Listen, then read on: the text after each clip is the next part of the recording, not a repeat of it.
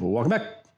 Royer from Jersey, AKA River City Seal Coating, Chesterfield, Virginia, on a one-car little banger.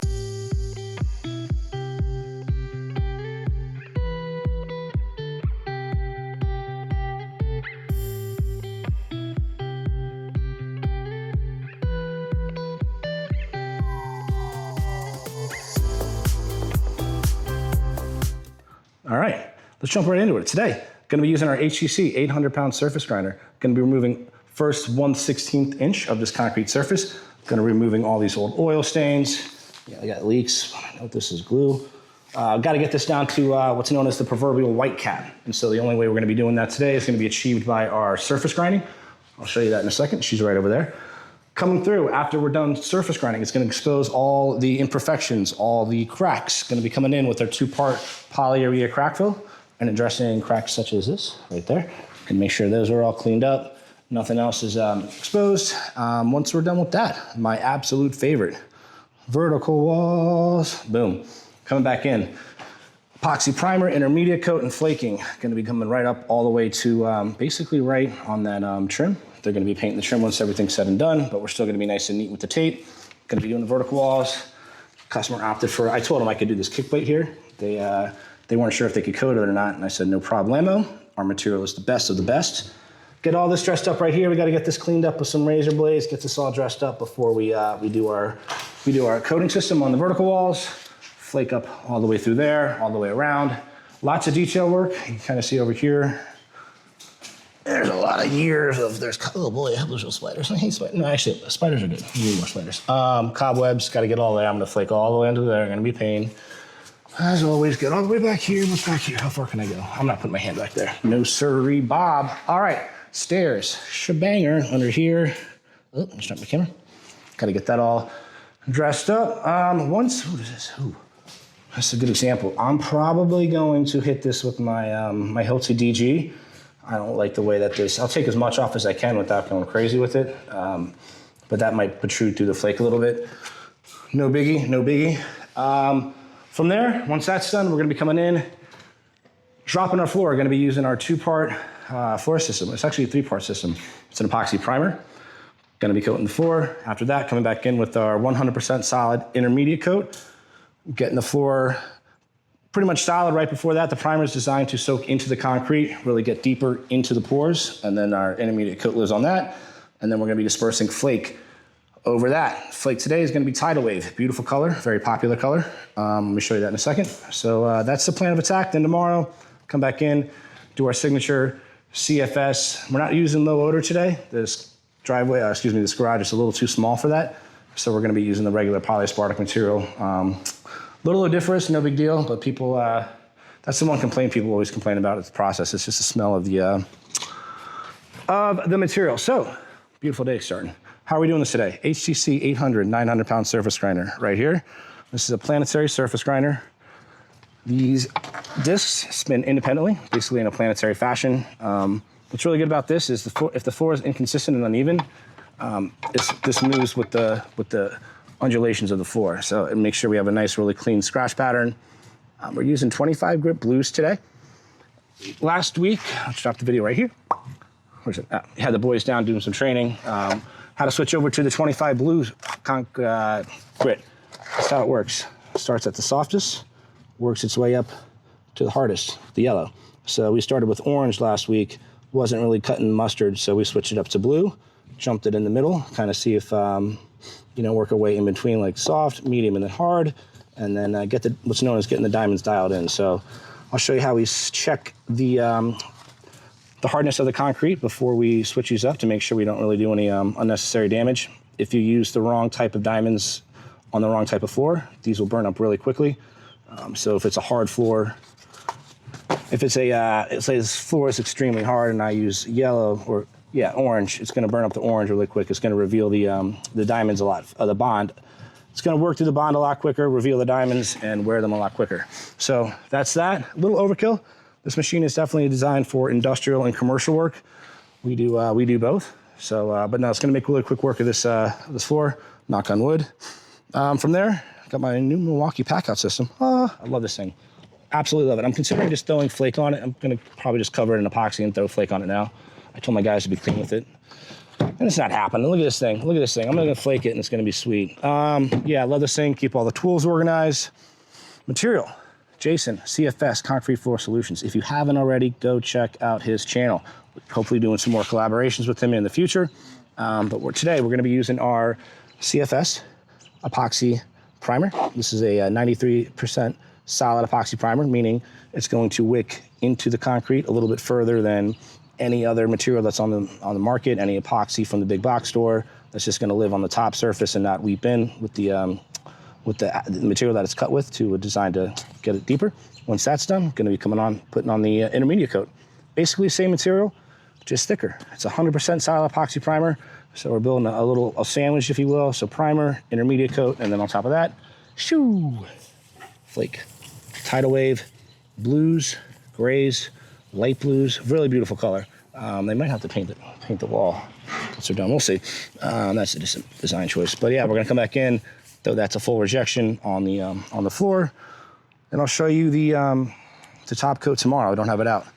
And then there's a little mixing station. Amazon was kind enough to accidentally leave I guess they called the packages in the truck with these things. And it's an awesome mixing station. I don't know if you can get them online, but other than that, let me show you how you measure the hardness of the concrete. Mr. Mose. This is how we do it before we make sure we don't burn the wrong diamonds. So, concrete is measured on a scale of 1 to 10. Mose, 0 being the softest and diamond being the hardest.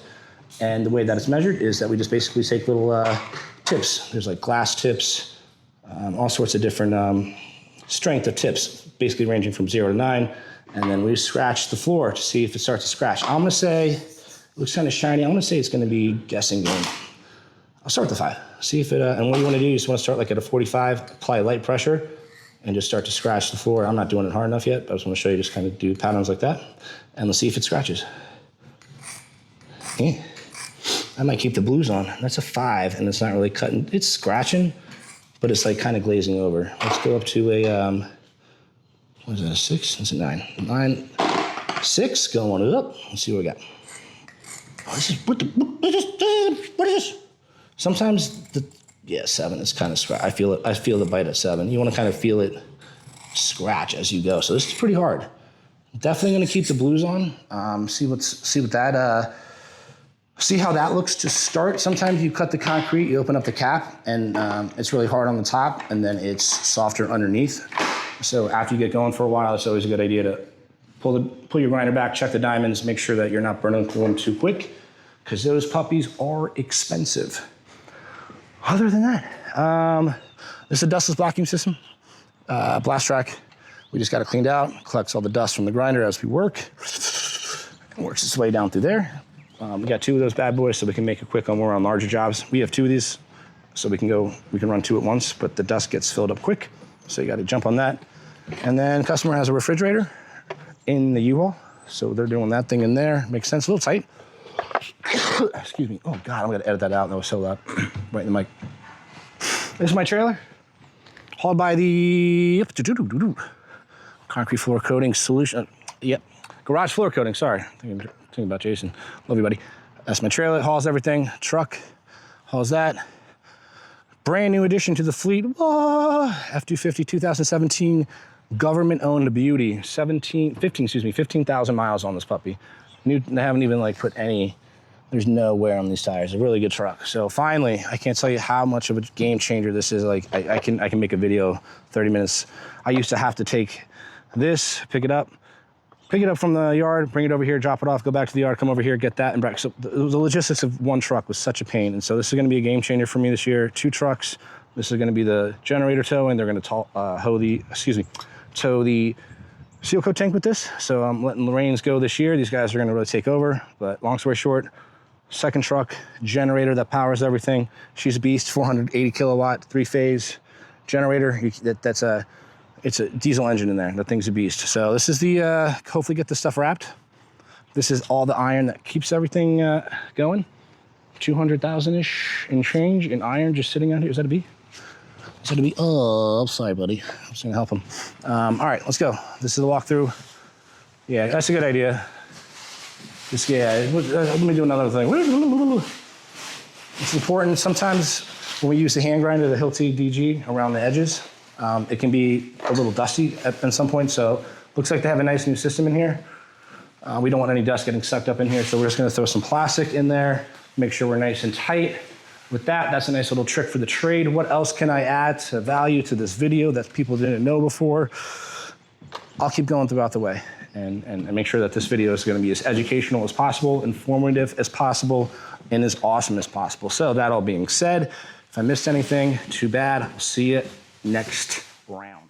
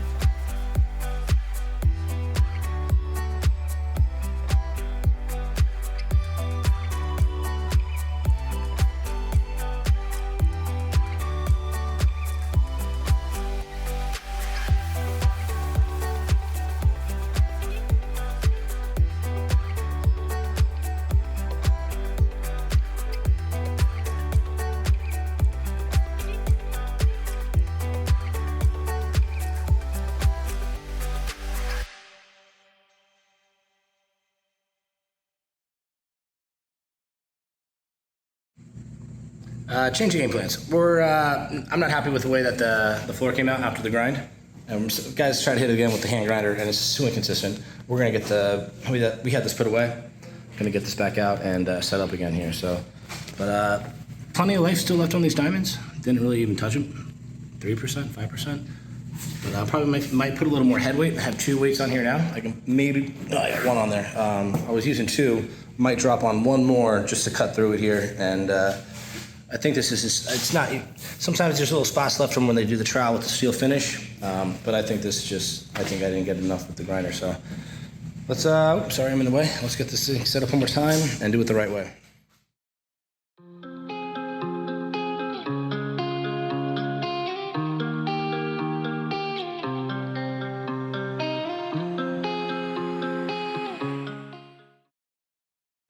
Alrighty, much better, much happier with this result here. All right, this is what I was kind of talking about. Sometimes when you cut the first cut of the cap, it's a little bit harder. Sometimes they add like a densifier to the floor. So your initial cut is gonna be a little bit harder. Then once you break through that cap, it's going to be, we're gonna get vacuumed up, but you'll see what it looks like right yonder. But yeah, your second cut should be a lot easier depending on how it goes. So this is almost a little bit too much dust. Anything more than this, I'm gonna burn my grinder out. This is kind of the maximum that you want to see here. These guys need a hand. We're at an angle in the truck here. This is always, you guys got it? Need a hand? Seeking, expensive. This is such an expensive grinder. You guys should take these off. I'm telling you, your life would be so much easier. Take these off. You guys, that's 100 pounds right there. Come on, Mr. George, come on. Oh, dancing on TikTok. Unbelievable. All right, so real quick. I asked Carlos to grind this off. He said, I ain't gonna grind it. I'm gonna chip that off. He's gonna chip that bad boy. This is a great tool, a rotary hammer, chisel. I used this when I was in North Jersey, Cedar Grove. Had a lot of repairs to do, holy moly. I don't even know if I'm ever gonna make a video on that. A little quieter, please, but we're gonna use that to take off the heavies right here. So we'll see how that goes. I don't wanna break the foundation. That thing is a beast. It's no joke. It's like a $900 tool there, but we bought it and it's been instrumental. People have borrowed it, people use it. But yeah, we got to get all these little these little schmutzy dootsies dressed up there. So the guys are gonna vacuum. I'm gonna grab some lunch and show you next step. It's the crack repairs. Show you how we do that. All right, folks, go and go do something else. Bye.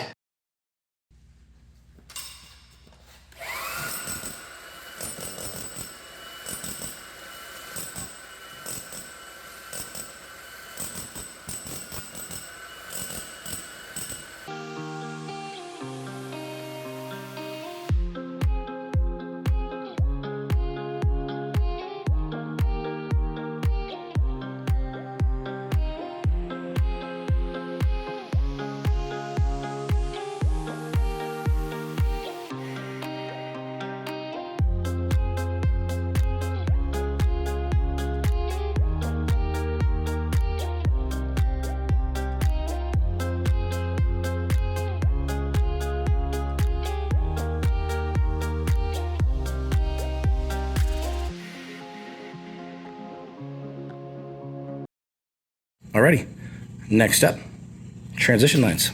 Let's talk about them for a sec. Transition lines, what do I mean? It means where the flake floor is going to end and the old concrete is going to remain.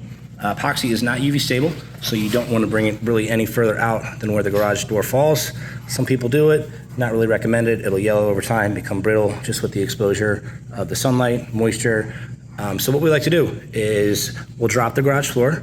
We're going to get a Sharpie out and we're going to trace a line exactly where the rubber meets the floor, and then come back in with a 4-inch angle grinder, sharp little blade, and score a line. No more than 1/8 inch. Don't need to go too deep, but what I'm looking for is a bullnose for the epoxy to kind of, when I put down the floor, I want it to kind of flood over a little bit and live in that line. That way when you pull the car tire over, it has a little bullnose and a bevel to give it a little bit extra protection versus if you were just to tape a piece of tape on the end and squeegee over it.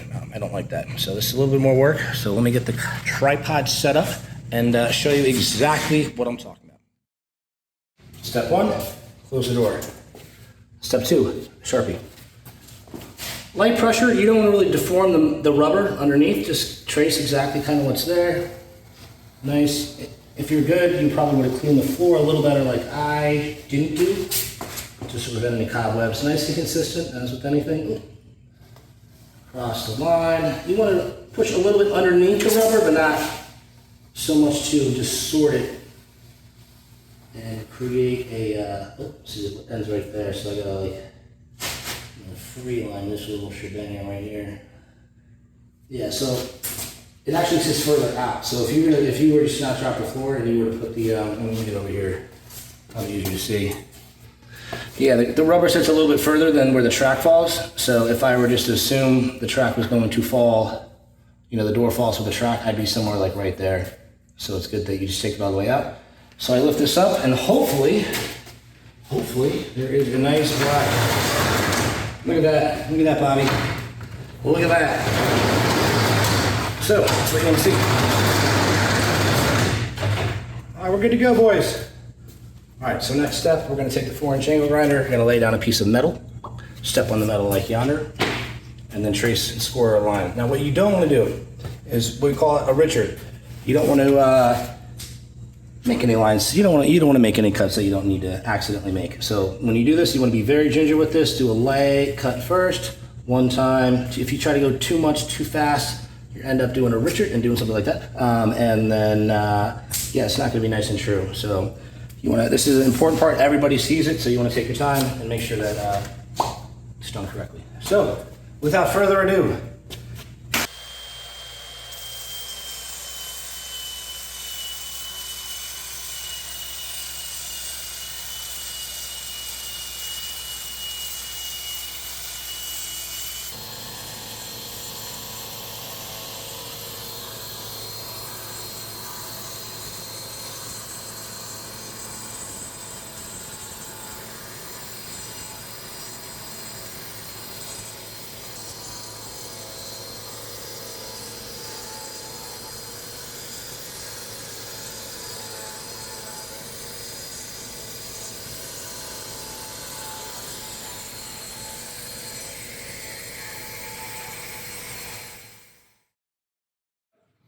alrighty, real quick. let me show you how we take care of the cracks, spalls, and other imperfections in the floor.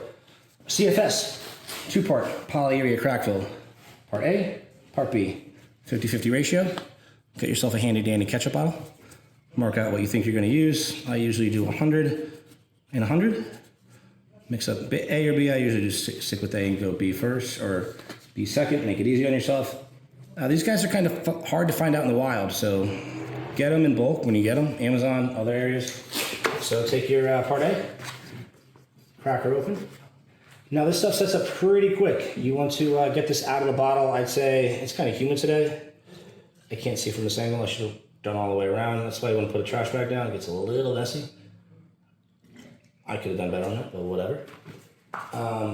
Yeah, once you mix it up and shake it up, you have maybe like 5-10 minutes at the most. I'd say 10 minutes. I'll time it now. What am I at? 57 seconds.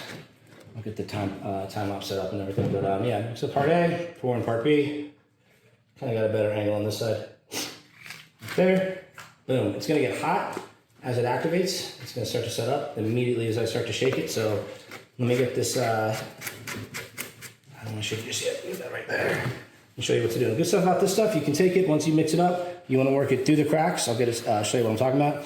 And or if you wanna make a paste, if you have like major repairs to do, you can take this material, mix it up, add it to a little bit of sand until you get the consistency that you like, and then you can go through and make any major repairs. So I'm gonna stop yapping.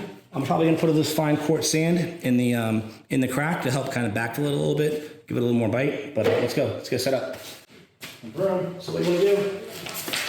You usually have a guy going ahead of me doing this. Just backfill it, brush it in a little bit. Backfills it a little bit better than the viscous material. This stuff's gonna seep down really deep. It works really well. It penetrates the crack very deep. So if you start just dumping it in there, it might whip down a little bit too fast. So I'll take that, Carlos. I gotta mix it up. Thank you. Oh, it's already getting warm. All right, let's go. Let's get some sand down. I gotta work quick. Oh, a little messy, but it's okay. All right, move that down, coming down. Oh, it's already heating up in my hand. I gotta be quicker. Oh, I don't even have time to move the camera. Don't even have time to move the camera. Oh, it's already warming up. Oh, I'm gonna settle my tripod. Where's that crack? All right, good. You wanna get it out quick. I can already feel it in my hand getting warm. Be a little messy with it. It's gonna set up really quick on you. It's already, I'm saying it's probably like already 90 degrees in my hand right now. I'm gonna go back the other way. Carlos is sprinkling a little more sand. I did that a little quick. I don't like to work that quick and that messy usually. Sorry about that. I have more time with the material there. So get it all out of the ketchup bottle before you it gels up on you. It's almost to the point of congelation. So that's it. Squirt it all out. That way you can refill it. You don't want to make sure you get most of it out. It starts to get the top off. I'll show you what it looks like here. But I'm gonna get the camera set up.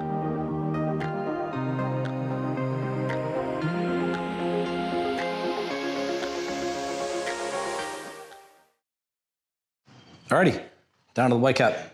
Just got back here. This is what that crack looks like. Crack no more, my friends. She's a goner. White cap, that's what I was talking about. This is what you want to see. This reveals the aggregate. It gives a scratch pattern for the CSP profile that you need for the material to bond and adhere to. It's ATS ASTM certified. There's no acid washing here. Honestly, I'm in a neighborhood where a customer or a neighbor of mine is getting their floor done. I saw the guy out there the other day, and they're acid washing it. Not what you want to do. You need the ring patterns. You need the scratches into the concrete. It's only going to fail. So he's acid washing the floor, and then using an epoxy-based kit from Home Depot. How do I know this? I did a little reconnaissance. I'll put the information right here. That's what I'm dealing with. It's the nature of the business. Good on him. I appreciate people that hustle. I understand. It's you got to do what you got to do, and respect. But for $750 for a 2-car garage, I don't know how you do it. I don't know how you stay in business. My material cost is almost double that. So yeah, he's acid washing the floor, which is number one, you can't do. You can't get this, you're not going to get that, reveal the aggregate like you have here, number one, with the acid washing. And then, yeah, with the system that he's putting down in a water-based big box store system, and it's 100% water system. It's going to become brittle over time. It's not going to weep and seep into the pores. It's going to be prone to hot tire pickup, plasticizer migration, where basically tires leach plastic into the concrete floor. It's a phenomenon. It's pretty weird. The higher quality the tire, like Sports End, Porsches, the more prone it is to leach and stain the concrete. That's because the material in the tires is meant to. It's supposed to be malleable and rubber. So as you turn the corners of the road, it's supposed to hug, and so it's a little bit more softer versus something like a Honda or other vehicles where the cheaper the tire, it's less likely to happen. So that, coupled with lack of preparation, and it's not even a full flake system. He's putting down a partial flake system. It's not enough flake, nearly enough, similar to what we have over here. We're putting down the right application per square foot. So yeah, that's kind of what I'm dealing with. So folks, if you're considering getting your floor done, it's all in the preparation. You need, number one, to ask your contractor how they're prepping the surface. Are they grinding? Are they shot blasting? If they say anything other than those two, I'm sorry, walk away and find someone else, at least to prep the surface correctly. If you want to go back and use them for something else, good on you, but professionally, it needs to be ground down. So we're about to do the stem walls here. Let me walk over here. Guys are getting the kit ready. CFS, yeah, is he ready to go? Oh, we already put it in, okay, look. Yeah, where's the first kit? Where you guys are just beating me to this here. So this is a 250 square foot kit, enough for the vertical walls. So basically you put part A and part B. Gonna mix them together. Let me get in here. Get some better footage. And mix it thoroughly. Up, down, along the sides. This is a light gray color after we mix it up. It's important to choose the right color of the material that you're using. Ours is gonna be light gray, which is gonna kind of match. He's gonna mix it up real quick. Let me get in here. Get some ASMR going. Don't get my phone.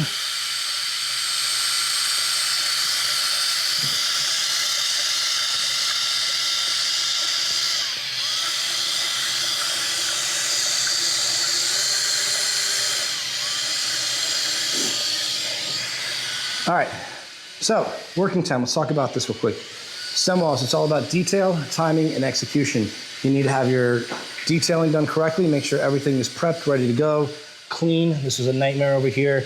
Everything ready to go before you start laying down the material, because that leads to your timing, material-wise. Now that that's mixed up, if we were to keep it in that bucket, 15, 20 minutes working time maybe.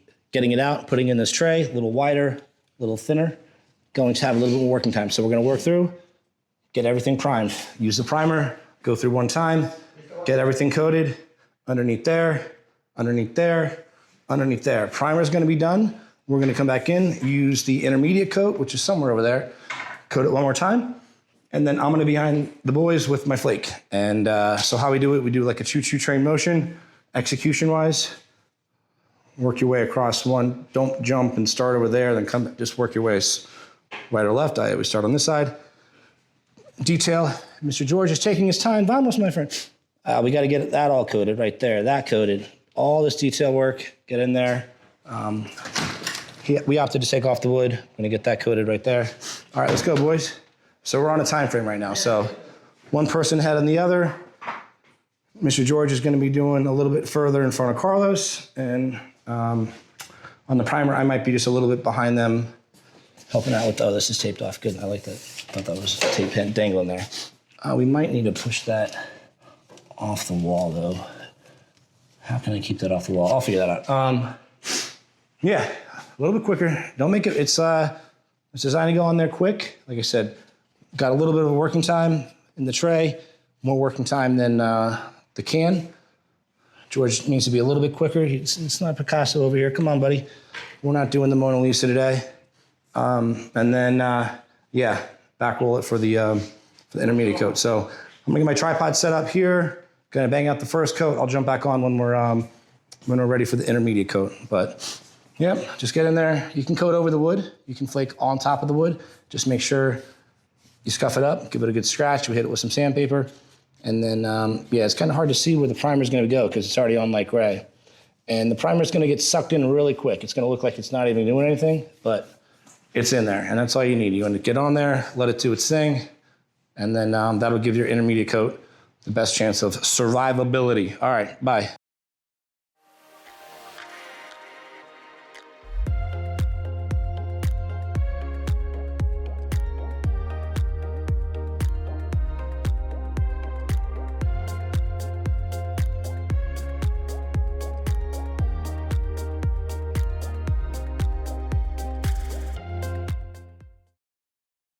All right, we were a little short on the first round, so we cracked the kit from before. And what I like to do is just kind of use these other two as a guide, as a measurement, 2-to-1 ratio. So I just poured a little bit from the floor kit into the one we just opened up. And so we should have enough primer right there. We kind of ran short right over here. So mixed up, get under there, and let's keep moving, baby. All right. I got it. My audio was not recording in that last corner. Look, I apologize. So let's discuss this again. How to achieve beautiful flake vertical wash. Let's walk you through it. 1, start with attention. You got to have attention to detail. You got to make sure all your stuff is coated. Every little nook and cranny, along the way, along the base, inside of the joint right there. Makes for an easy flake application. Number 2, the timing. You want the intermediate coat a little bit ahead of you. You don't want to put it down like an hour beforehand and try to come back and flake into it. Not going to work. Not going to work. Got to have the timing right. And then the execution is just execute. Work your way in the corner. The details, you really got to hit every spot. If you see anything's not getting stuck to, have them come back through with the chip brush. Clean as you go. If you're working on a limited amount of flake, it's always a good idea, or in general, just make your life easier to clean as much as you can as you go. Magic trowel. I think this is a 18 inch magic trowel. Clean as you go, scrape it, bring it up. Guys, gentlemen, I'm working. All right, so work your way from the top down, just kind of pepper it in. You don't want to get too heavy on this part yet. Just enough to stick on the top. Come back in on the face. Give you some TLC on the face here. And then just ask the question, how to do it. Take a flake, take a handful of flake. You want to kind of lay it down with the width of your magic trowel. Come back in. Boom. Scrape it up. Easy peasy. Easy peasy. Move it down. Use your scraper. Clean as you go. Take as much width as you can because you want as much as you can. A little bit goes a long way. Drag it up. Carlos, let's get some fresh application of some intermediate over here, please. Drag, drag, drag. Take some face of the, you don't want to bring too much up again. You want more on the wall than on the top. So just kind of work your way down as you go. Let's see where my camera's at. Do I need to move it? No, I'm almost there. I could probably move it down a little bit. All right. Better shot here. All right, so work your way down. Magic trowel, scrape, scrape, clean the bottom of the floor. It's okay to be messy here. We're gonna clean this one more time before we drop the floor. These are always, vertical walls tend to be the most tedious part of the job, as any reputable solid epoxy contractor knows. It's a very tedious, laborious part of the process, but I'm starting to like them, especially if you got a good team in front of you just doing what you need to do. So yeah, pop it up. Put a little handful of it, get a little sassy with it. If you're angry, just give it some love there. Looking up the next. Did we already go through all that? It's all gone? Interviews? It's already done? Yes. Damn. Okay, that one's not as far as I thought it was gonna go. Oh yeah. So it's all good. All right, so that's the trick of the trade. Kind of brush it in, flip it up, brush down, flip up, hit the front, clean. You can see this down here. You can see this here. Boom.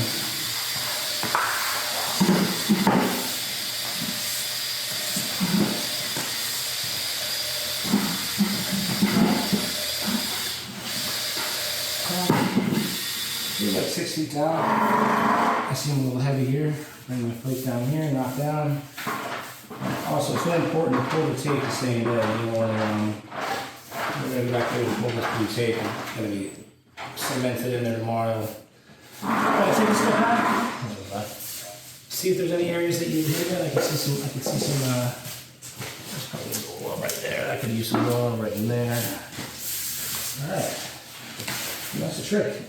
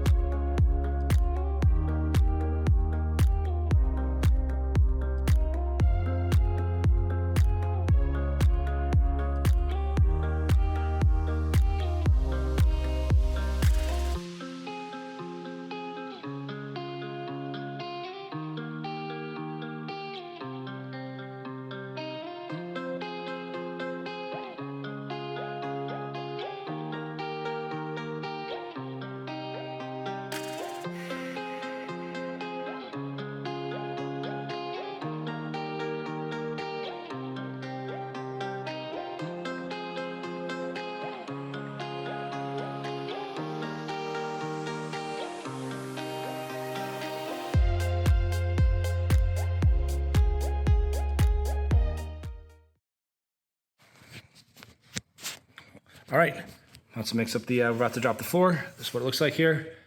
We've got everything cleaned up. Gonna mix up the primer coat. So this is a 93% solid epoxy primer. Take it, dump it. Nice clean bucket.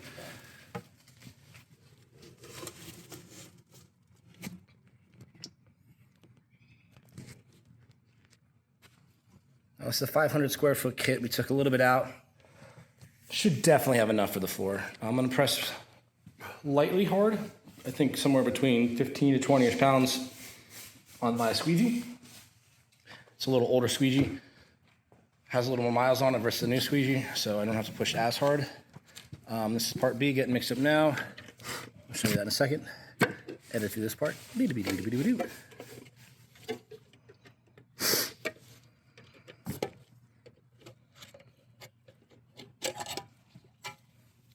Inside here, no, George, put it maybe, okay, whatever. All right, show me the front, the fronta, give me the fronta. All right, this is part B. Mix it up. Primer, low viscosity primer. Yeah, I always want to make sure you mix the primer in the part A and part B with the right stuff. You don't want to mix up an intermediate with the primer and vice versa. You don't want to mix up two part Bs. Floor will never cure. So it's important to make sure you got the right material. Epoxy primer. All right, we're gonna mix it up. Thorough mix. This guy's hanging out over here. Side to side, up and down. Make sure you get the whole.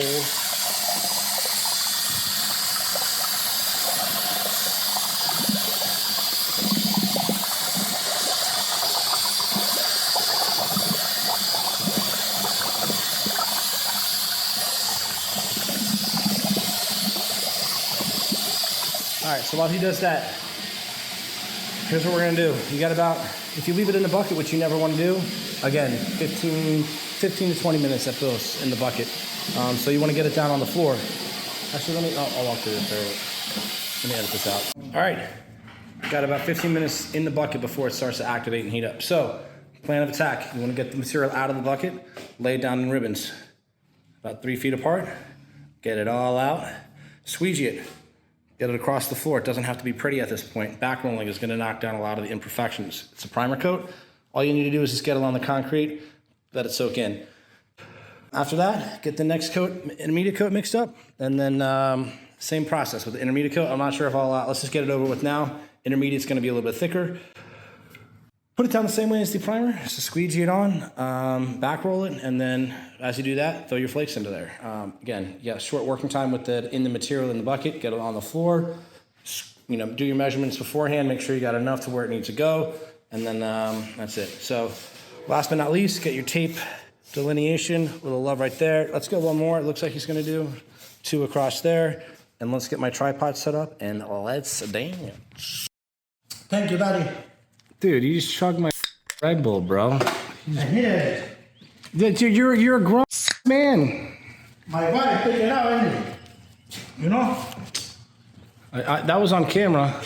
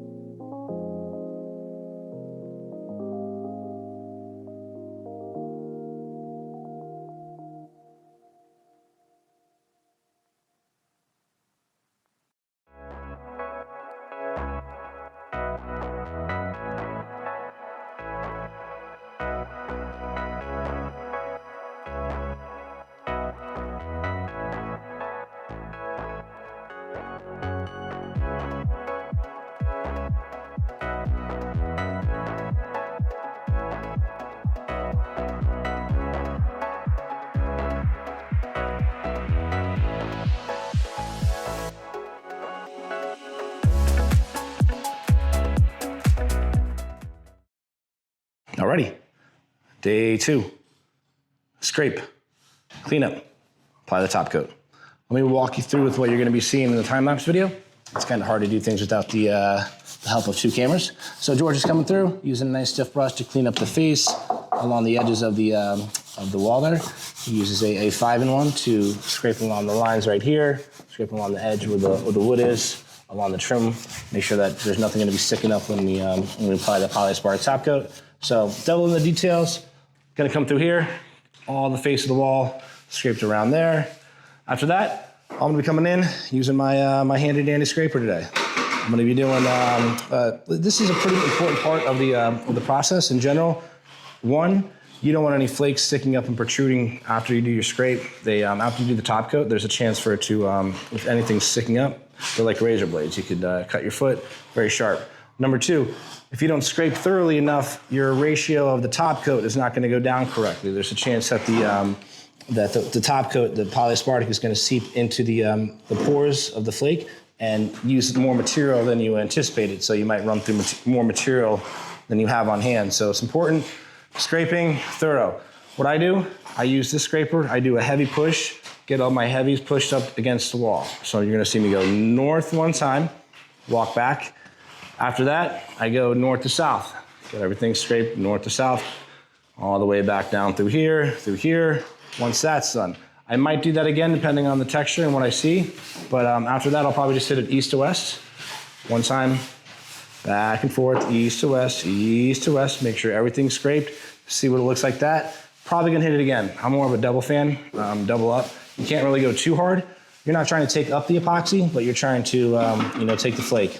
Ask me how I know that, because we did a handy dandy test last week, very thorough, very scientific, one of the most rigorous tests that you can perform on the market. High tech, we figured out that you need about 15 to 20 pounds of head weight on the scraper when you put down.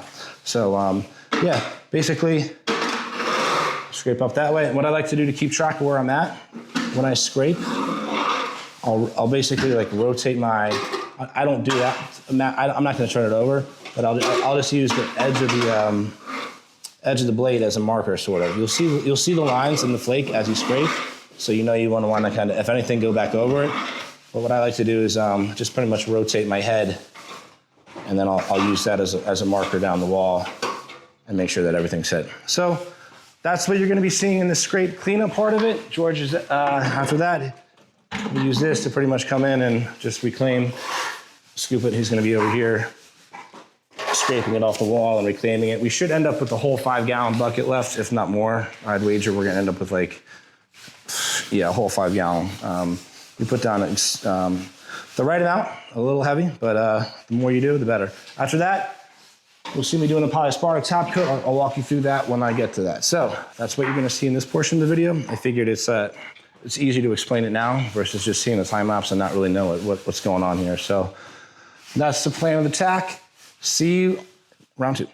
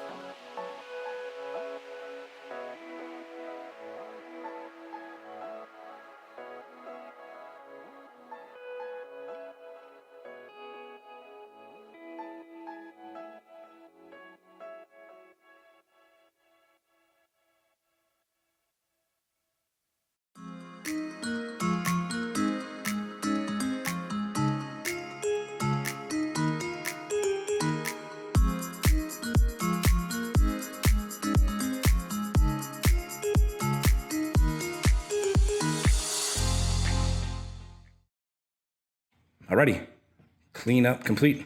Let me show you what you're gonna be seeing in the next part of the video. CFS 1C Polyaspartic top coat. We're gonna be coming through. This is a Polyaspartic top coat CFS 1C, single component, which means that it's already pre-mixed. You don't have to add part A or part B. You've got about a 45-minute working time. Really good stuff, high quality. It's like 98%, so it's basically gonna evaporate just a little bit, not as much as the 2C, which is basically what you see is what you get. So I'm gonna crack this open in a second. Let's get that poured in. Open that, George. But yeah, basically we're gonna come in first, and we're gonna do stem walls. You're gonna see us kind of going around with the 9-inch roller, detail brush, and doing the coatings on the stem wall first.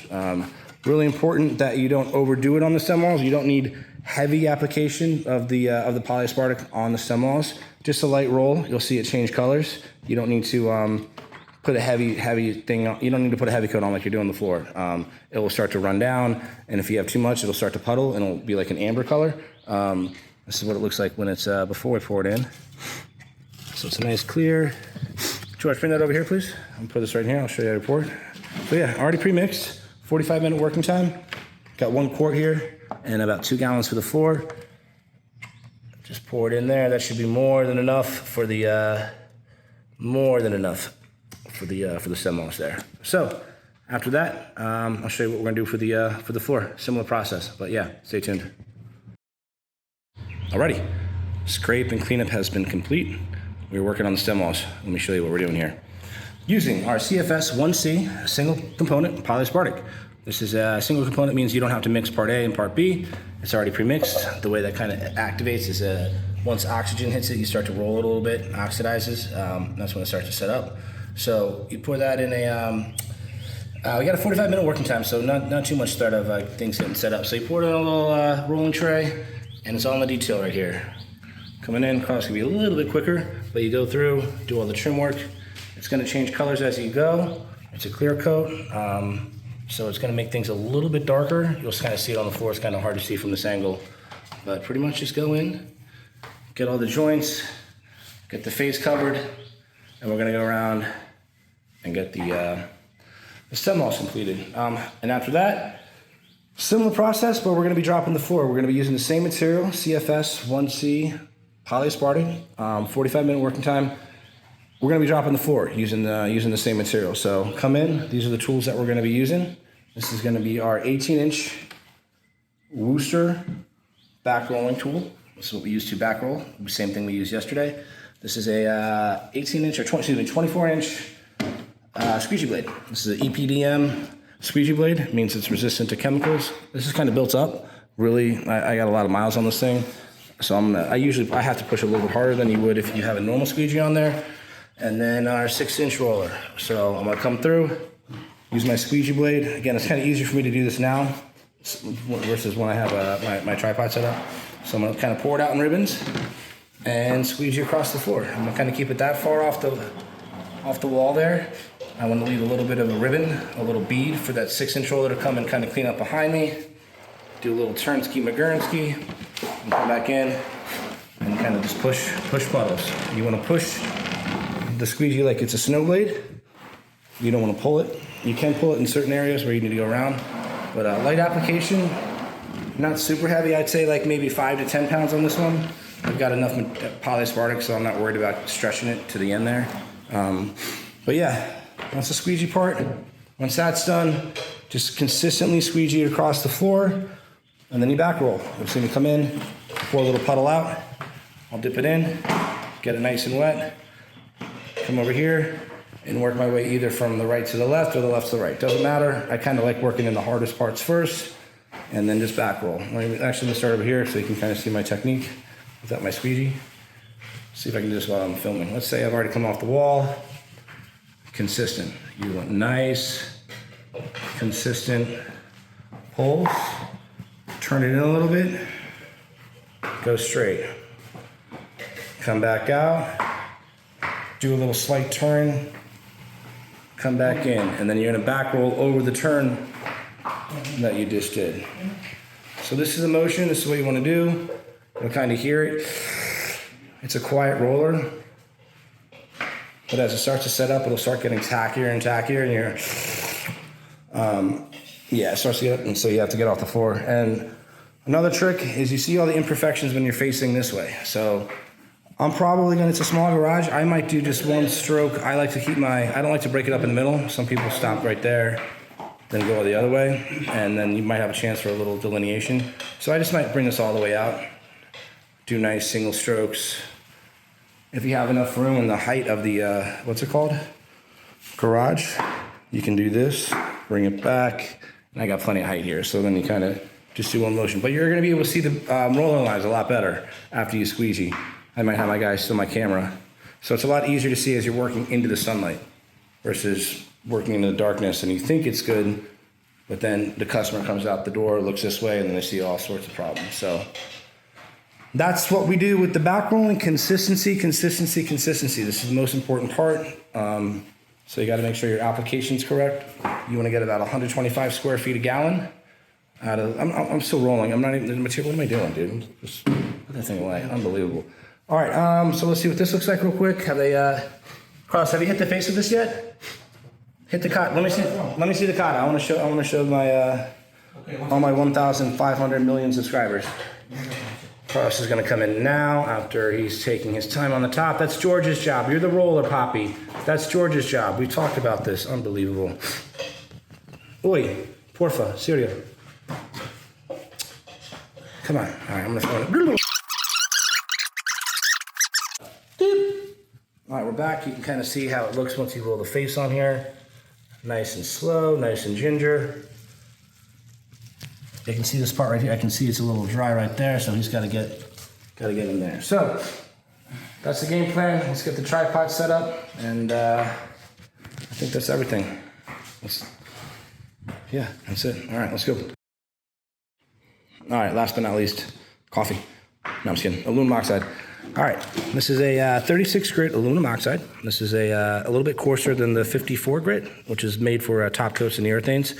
On a scale of the Mohs of 0 to 10, this is a 10. This is what helps with the traction, helps with protection, and it's used for like all sorts of electronics, refining metals and stuff like that, but it's a great additive for the floor.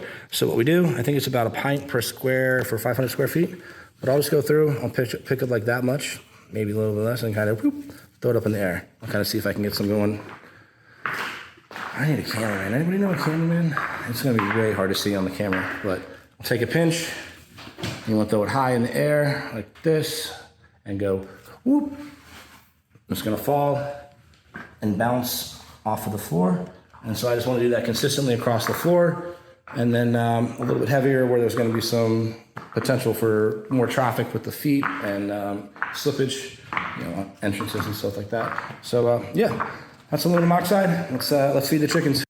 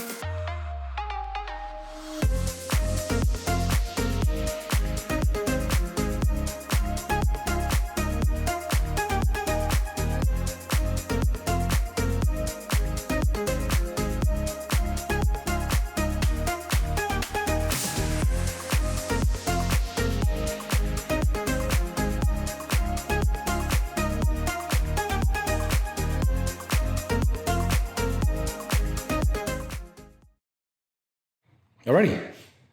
Done and done. What a transformation. Look at this beauty.